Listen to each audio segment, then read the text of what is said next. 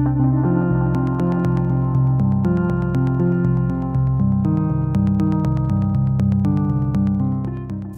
skal vi lige se, hvor Plums eksisterende produkter bliver lavet, og det er her i mixeriet, det hele starter.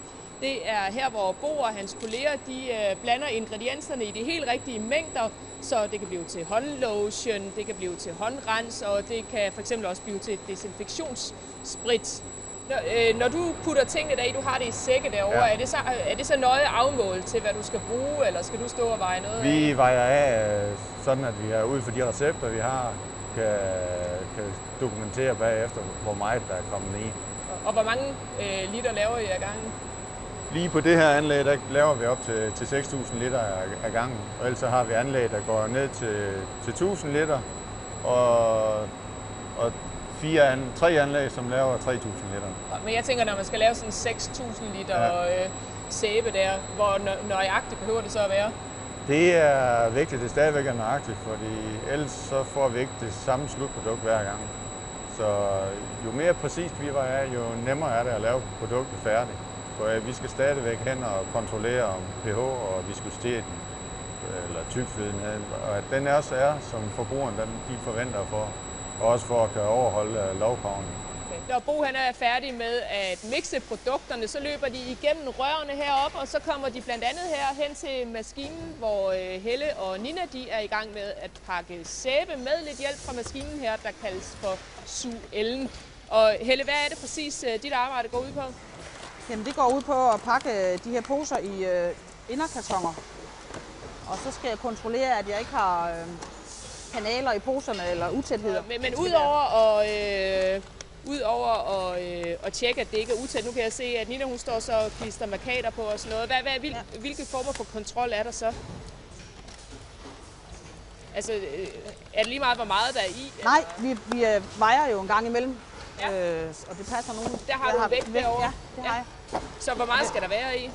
I dem her skal der være 1416 gram. 1416, så det er meget sådan... Og det er meget forskelligt jo fra produkt til produkt. Ja, men det er et meget 1416 gram, det er sådan meget præcist. Ja, altså det svinger, det må godt svinge med cirka 1%. Okay, du kunne måske prøve at veje en af dem derovre, om I rammer rigtigt.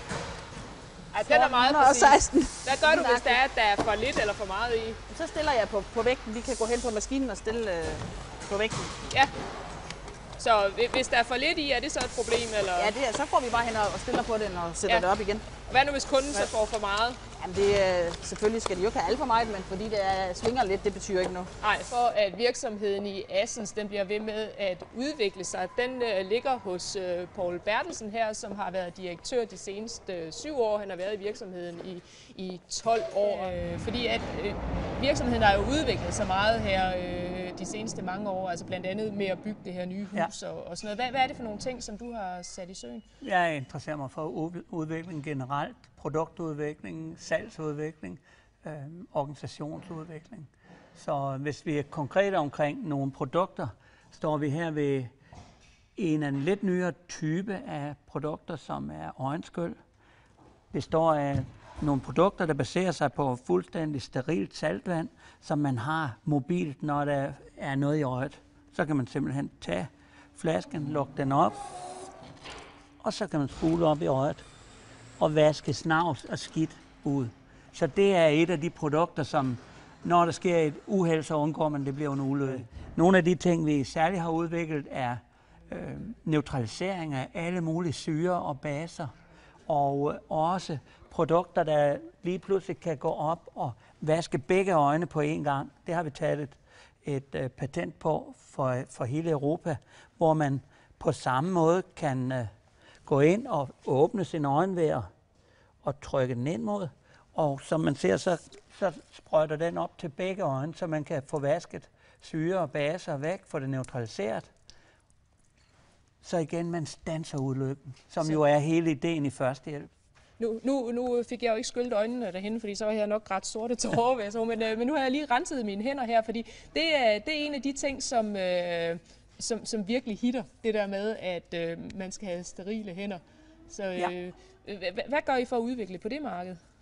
På det marked prøver vi på at gøre produkterne stadig mildere og mildere, når de stadigvæk skal være effektive. Det betyder, at vi forsøger at reducere så meget som muligt på denatureringsmidlerne, og vi prøver at bruge det vand, vi tilsætter, af fuldstændig sterilt vand, som den type, der hedder highly purified water. Altså det betyder, at hvis det var, at jeg stod og var læge og skulle bruge det her 30 gange om dagen, så ville jeg ikke få ødelagt mine hænder af det? Nej, det gør du i hvert fald ikke. Jo mere man bruger hånddesinfektion til det usynlige snavs, jo bedre har hænderne det. For der er også tilsat glycerin og nogle stoffer, som gør, at huden bevarer sin gode fedthinde.